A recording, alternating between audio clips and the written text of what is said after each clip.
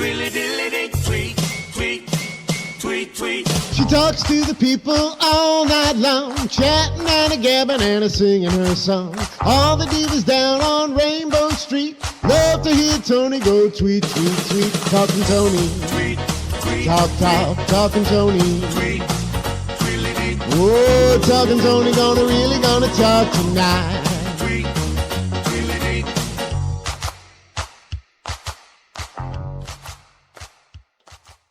Hello, you're listening to Talking Toni on Rudy Radio, powered by Strong Island Entertainment.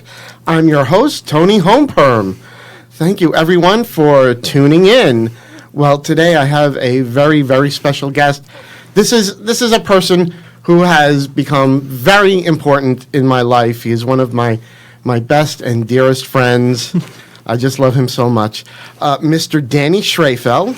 Good evening. Thank you for having me, Ms. Homeperm. Thank you for joining me. Yeah. And you knew me even before I was Tony Homeperm. I saw your first drag performance, or public drag performance. Was it Long Island Gay Men's Chorus Drag Cabaret a couple years ago? That was it. As I recall, you sang Royals. That was the birth of Toni Homeperm. Yes. You witnessed it. You were there. I must tell you, it's been a lot of fun watching you just kind of go on this ride. I know just really last year or so, he's really just diving into this, and it's been really a that's for sure. Yes, watch. I still don't know how you walk in heels. That's another story. And as you know, I've forbidden you from doing drag. Yes, and it's not anytime you ask. Yes, it's not. And just for the record, it's not because she thinks I would be an ugly woman. No, not at all. She is convinced that I would hurt myself and others Absolutely. by falling. Well, you see, I can't walk in cowboy boots. So put me in much less stilettos. Yeah, any heel of substance, I'm going to go flat on my face. So. Yes. Well, Danny, I've enjoyed watching your journey. And currently, you are the communications director for the Nassau County Legislature's Minority Caucus. That is correct, yes. That's a big title. Oh, God, I've been trying to figure out how to tighten it up a little bit, because when you call... Don't. Bigger the title. It's like, hair. Bigger the hair, closer to God. Bigger the title, closer to, I don't know. No, bigger the pension, 401k, I don't know. But what exactly is... I don't think you've ever actually explained to me what the communications director does. Sure. So I work for 8 members of the Nassau County Legislature. The Nassau County Legislature has 19 elected officials, and I work for 8 of them. I work for the 8 that caucus with the Democratic Party. So 7 actual registered Democrats and an 8th who is a no party affiliation, but he caucuses with us, which means basically forms a voting block on most issues. So my job as communications director is I work with the legislators to kind of handle messaging and promote legislative initiatives they have, promote community events that are important to them, manage interactions with the press. So if you're working for a newspaper or a radio station, so let's say Strong Island Radio wants to interview one of my legislators, they would call me or my colleague, correct, the press secretary, Holly Curtis, who is a big fan of the drag art form, by the way. Hi, Holly. Yay! Yeah. Hello, Holly. And she's very impressed with you when I showed her to you. But so they would call us and say, "Hi, I'm such and such from this news outlet. I would like to talk to legislator Smith," to just pull a name out of the air, about this issue. How can you make that happen? So basically, then I would coordinate interviews, do research, get them prepared to talk to the press, and just make sure, do some troubleshooting too. If there's ever an issue with the story, somebody maybe didn't quite get something quite right, I get to play bad cop and advise them of the same, which is probably one of my least favorite parts of the job. Someone has to do it. It's a dirty job, but somebody's got to do it. Correct? Yeah, something like that.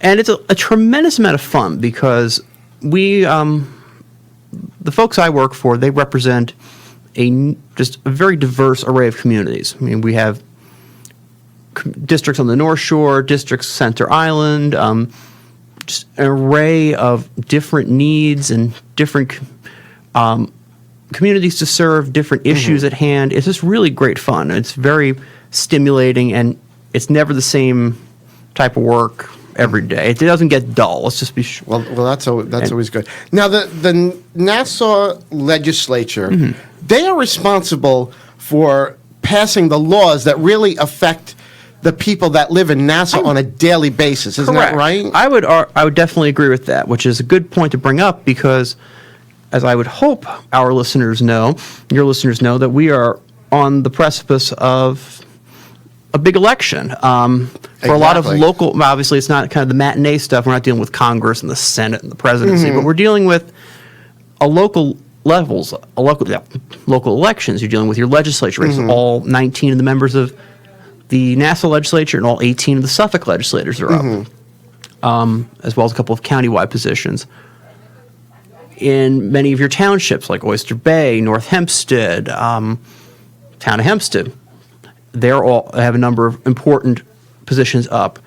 And I say it's important because I think people kind of get carried away. In my experience, like, oh my gosh, the congressional election is so, it's like they're looking ahead to 2020. They're looking forward to the big 2020 election, which of course has major ramifications about our direction as a country. But it's a shame that more people don't participate in the local elections, I find, because these are the issues that are going to directly impact your quality of life day to day. These are the people who hire the people to oversee how your garbage is collected, how your roads are paved, what roads are paved, how your snow gets plowed in the wintertime.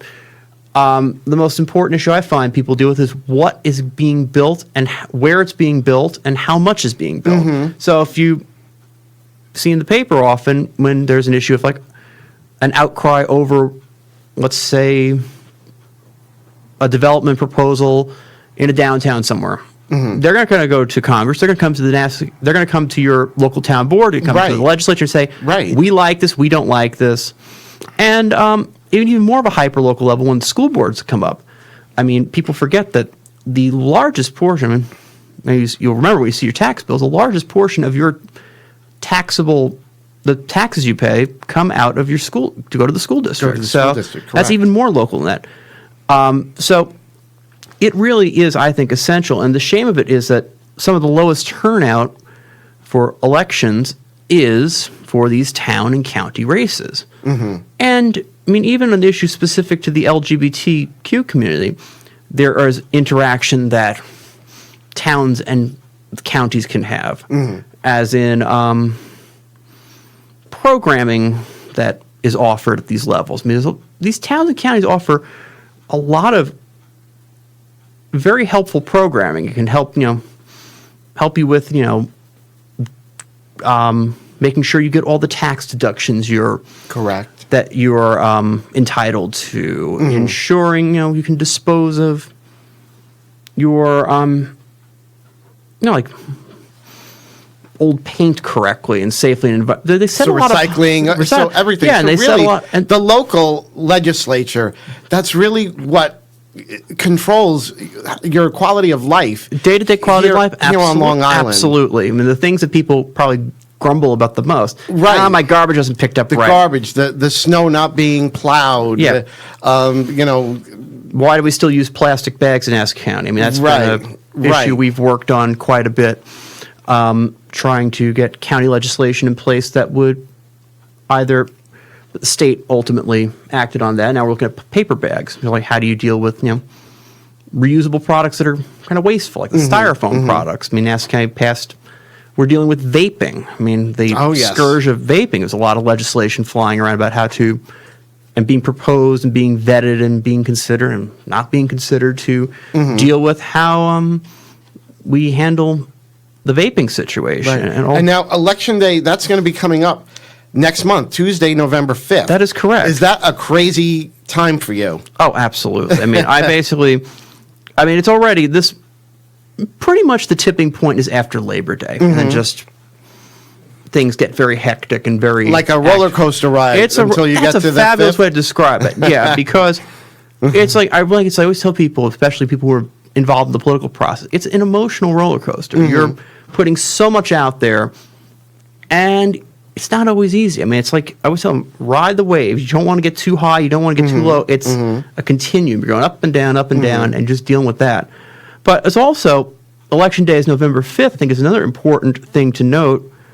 And it's also even less of an excuse to not vote, is that for the first time, New York State is allowing early voting.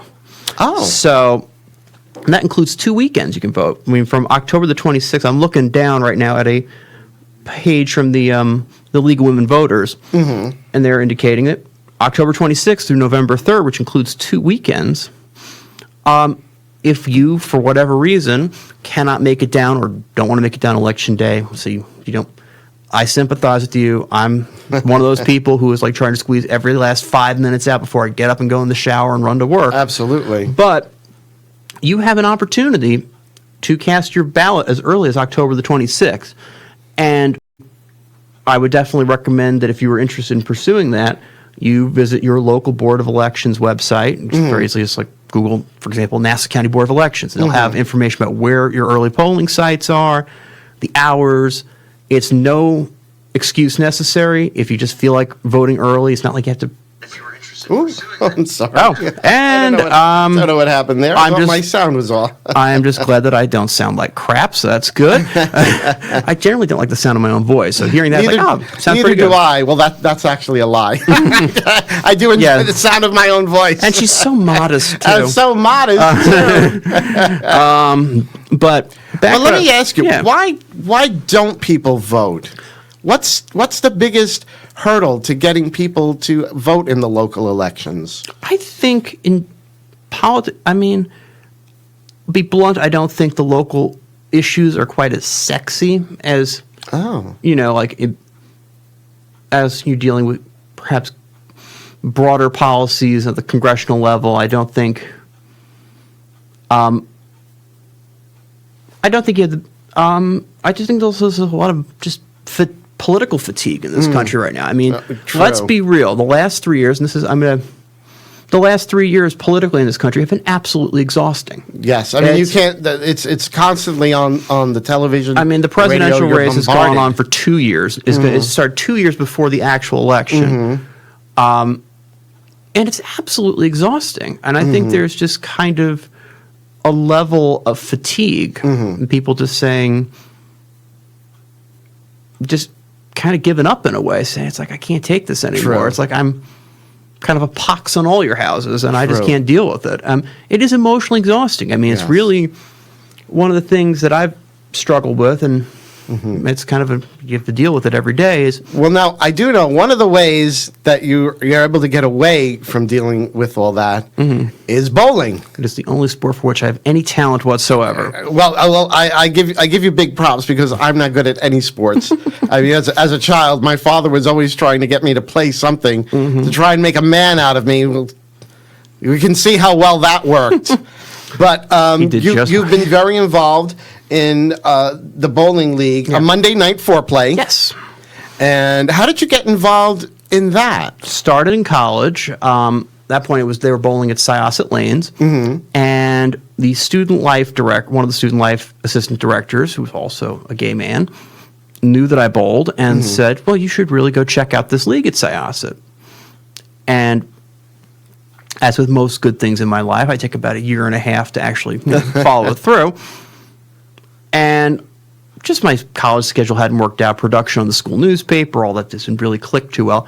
Finally, I made it a priority to go down there and check it out. I tried it over the summer, really liked it, took the next winter off, and then I think by January the next year joined it full-time and haven't looked back. It's been really a great experience. And it also opened me up to opportunities to travel with the bowling league because they do various. We're part of something called the International Gay Bowling Organization. Yes, there is such a thing, and it started in Texas in 1980. Wow. First tournament, I think, was in Texas. One of my Igbo buddies on Facebook can correct me or verify that, but I'm pretty sure it's Texas or in 80, 81. And so the gay leagues and the Igbo-affiliated leagues, they kind of buddy up throughout the year, and regionally will host weekend tournaments where you just kind of get, which has been a wonderful opportunity to make friends, to see the country, see a little bit of Canada, just kind of go all over the place. Well, let me ask you, bowling to me has always seemed like a very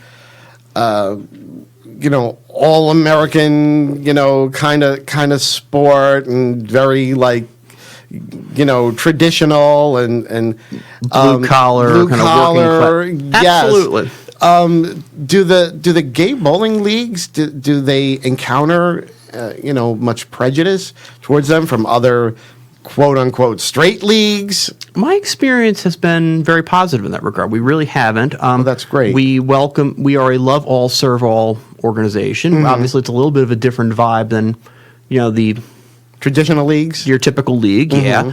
We're a little bit more camp, as you'd imagine. And if you're Well, that's a good thing in my book. Yeah, I mean, I'd say probably about 20-something% of the league is straight people. Could be, friends of gay bowlers within the league. It could be just relatives, friends, People allies. who just want to bowl with another league. As the old crude expression, the bowling alley bum, if you will, the one that bowls 6 leagues a week there and just wants to bowl. They just want to bowl. Yeah, I mean, they don't care who they're bowling and with. it's with whom they bowl, they do not care, and they have a good sense of humor about it. I mean, and we've had a couple of friends who have bowled in that league, and it's just good, campy fun, and the bowling pins don't care who you are; they hate you equally. It's like, bro, I'm not falling for you. What are you talking about? But yeah, we bowl at Farmingdale Lanes now. It's a locally owned center off of Conklin. What nights do you bowl? Monday night is the Monday Night Foreplay League. Oh, that makes sense since it's Monday Night Foreplay. Yes. And it's Monday night. There will be a quiz later there. I won't pass it. I'm a blonde. I was going to say, I'm a blonde. What can I say? You've been huffing too much peroxide. Monday Night I see. Foreplay. Oh, what night do they play? What do they bowl? Oh, Monday night. Oh, At least you're pretty. that's true.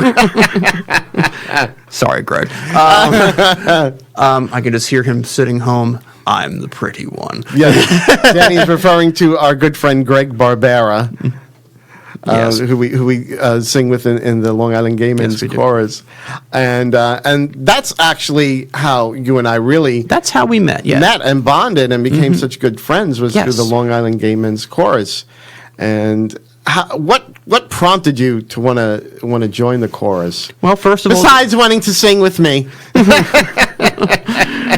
that was just a bonus, but Yes, it I took know. about a year and a half. Again, year and a half. Year and a so to half. speak. That's your trend. Yeah, guy I bowled with actually really worked on me for a long time. Bill McCarthy, one of the bases in the chorus. Another and he's good friend of ours. and a board member, and just who's organizing an event I'll talk about in a little bit.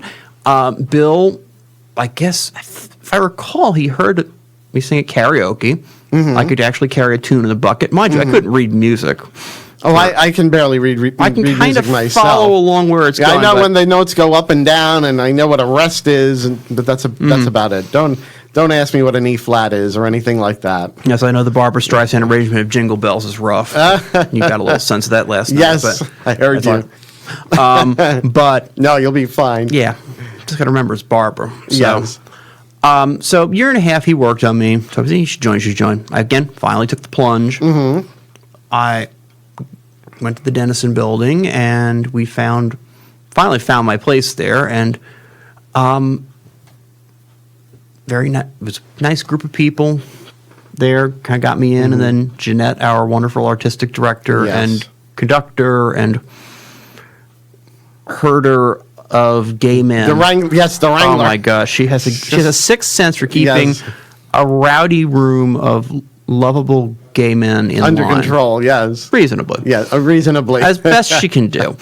I mean, it's like herding cats. Yes. But with sequins. Yes, cats with sequins. I love it. But, so she says, oh, nice to meet you. How are you? You sound like a 10 or 2. Go pick up the book. And the first song we're singing was Little Drummer Boy, the Bing Crosby, David Bowie arrangement, of which I'm a Bowie freak. So that was kind of a little bit of the universe giving me a little wink there, saying, Yes. yeah, you're in the right place. And of course, then I proceed to, not knowing that it's a 4-part chorus and that there's very specific parts you sing, I just went crashing through trying to sing it like David Bowie on the record. And it's like, Nope. no. Yes, choral music is quite different than Oh, I learned that, yeah. most pop music. Yes.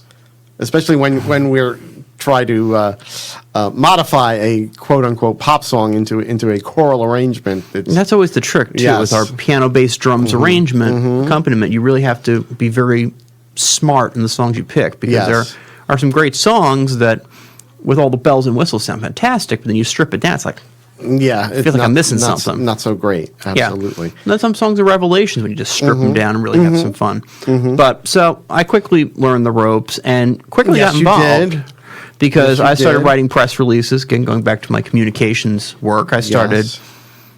which is one of the cool things about the chorus, I'll say as a sidebar, is that everybody brings their respect. It's a really hands-on organization, working board, where people bring their talents to the table and say, well, one of our founding members, Mike Conley, is very talented Graphic designer. so he makes our flyers and things like that. And also Greg Barbera's Barbera's a whiz with that sort of too. And the gay bill. yes, a hell of a cook. Hell of a cook. And I do communications for a living, Yes. so I did the press releases and started pitching stories to people. And that, Yes, you've done great press releases for the concerts and the cabarets. I got more to do tonight. Good. But, Keep working. I've just resolved there will be no sleep tonight. So Yes. Well, I remember, when you first joined, and I remember hearing you sing at the very first cabaret, and I think, didn't you do Friends by Friends. Elton John, And- it was a movie cabaret. My rationale was here's Yes. a good song from a really lousy movie, Yes. because And didn't you do Life on Mars? No, Starman. Starman, David Bowie, yes. Yes, Starman from Bowie, Yes. Which was in what the hell was that on? I can't even remember. The Martian, I think it was. Could have been. Oh God, so it was an But I email. knew after I heard you sing Elton John, I was like, you and I have to do Elton John and Kiki D. Oh, yes. Don't go breaking my heart. So There was a drag cabaret that Yes. came later, and I borrowed Greg Barbera's kind of 1974 spec Elton John Yes, that feathered contraption feathered that lit up. jacket that he made. I was molting more than Yes. any of the queens there. It was really fantastic. Even as now Ivy still leaps up onto a table, and we're just Yes. sitting there saying, "Please don't die, please don't die, please don't die." She landed on her feet. Yes, she always does. Miracles. She leapt onto the onto one of the VFW hall tables, and we're like, "Oh boy, I think we're about to go see a drag queen down here." No, she never. landed beautifully. Never. And then we followed that up with George Michael and Aretha Franklin. Yes. Knew You Were Waiting for Me. And we did that. I think we did okay. I mean, my Yes. problem was that I'm not a big fan of singing to tape because it's to a backing track. Yeah, I think I find it. I'm so used to it now. I oversing, and then it's like by the end of the song, I you kind were of fine. sound like this. You were fine. You were terrific. I felt like that. It's like I You were kind of felt like terrific. I was shriveling up. And now we're going to be following that up with Suddenly Seymour from Little Shop That of seems to be Horrors. the plan. I think it is. It is the plan. Yes, because that actually is a neat segue to one of the events we're doing. We have Yes. on the 25th. I want to say the 25th of October. It's a Friday. Friday night. October 25th, 8 o'clock. 8 o'clock. At the Sayville VFW Hall. I think it's 400 Lakeland 400 Lakeland Ave. in Sayville, right off the highway, very conveniently located.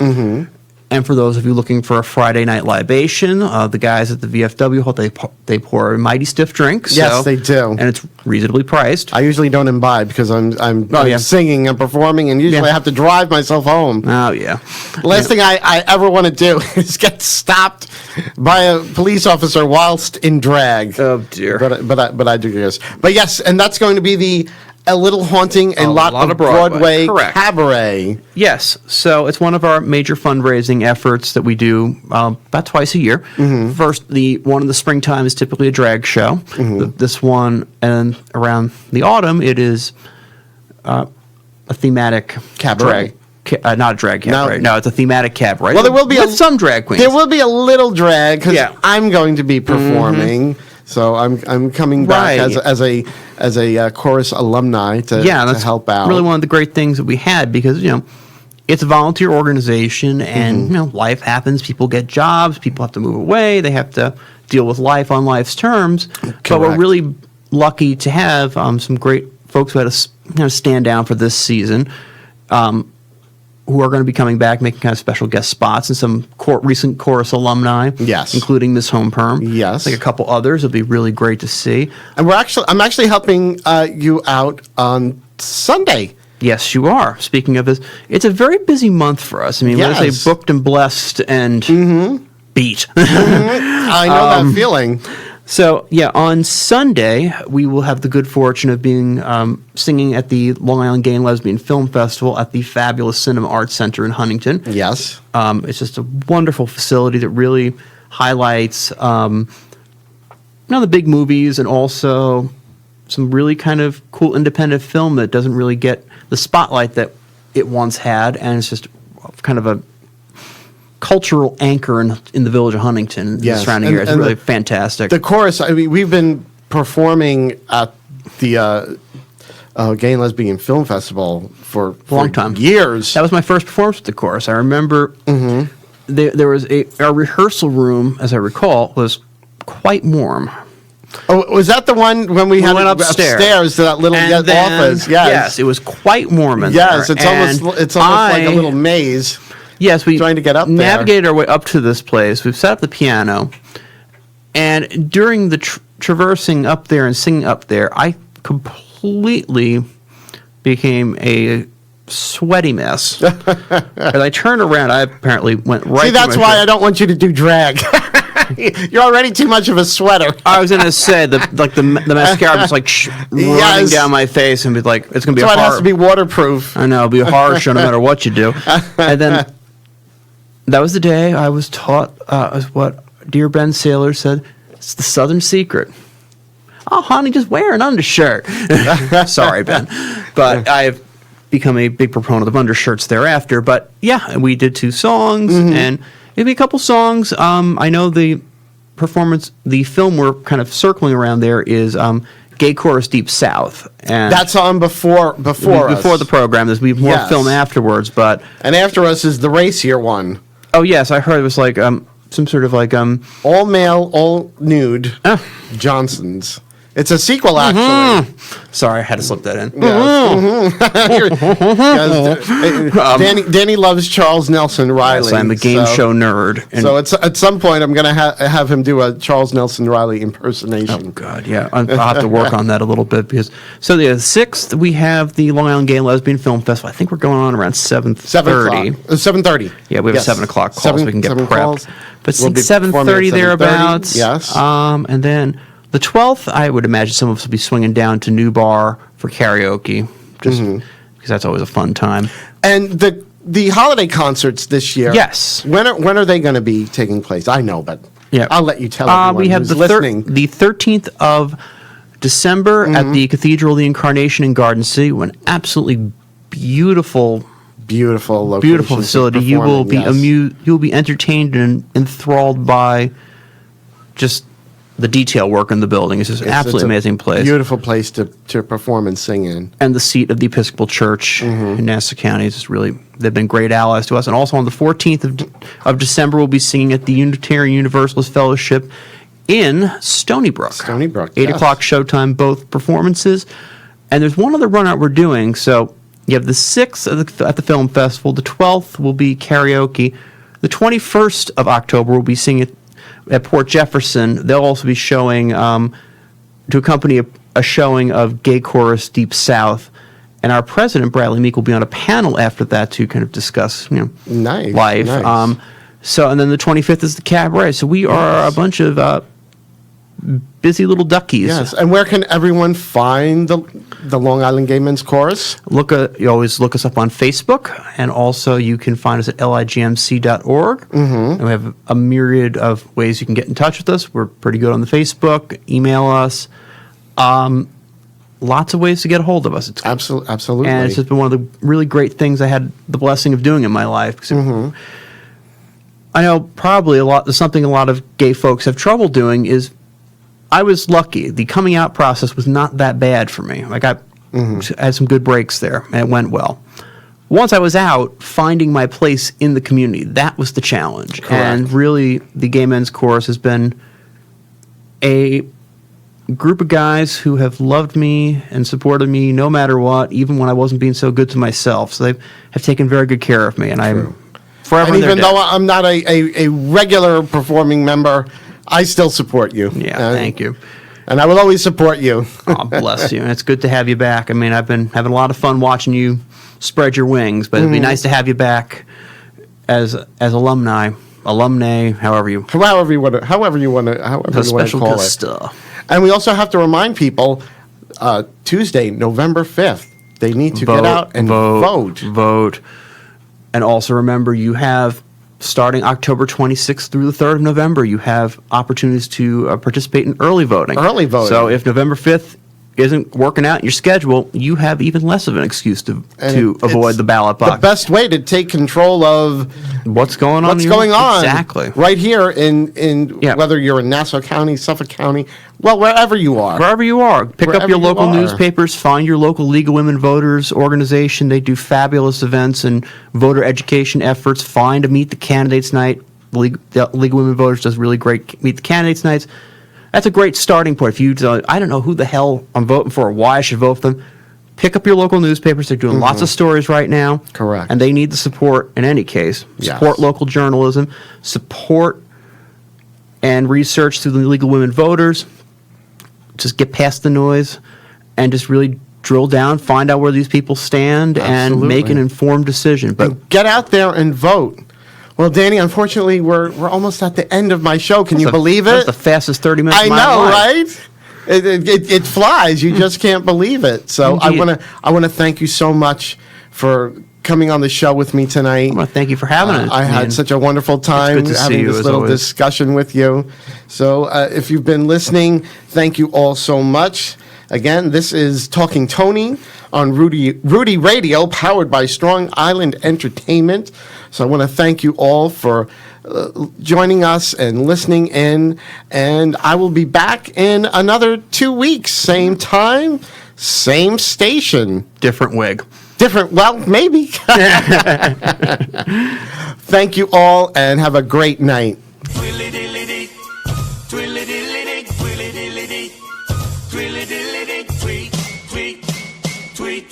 She talks to the people all night long, chatting and a-gabbing and a-singing her song. All the divas down on Rainbow Street love to hear Toni go tweet, tweet, tweet. Talking Toni. Tweet, tweet, talking Toni. Tweet, tweet, oh, Talking Toni gonna talk tonight.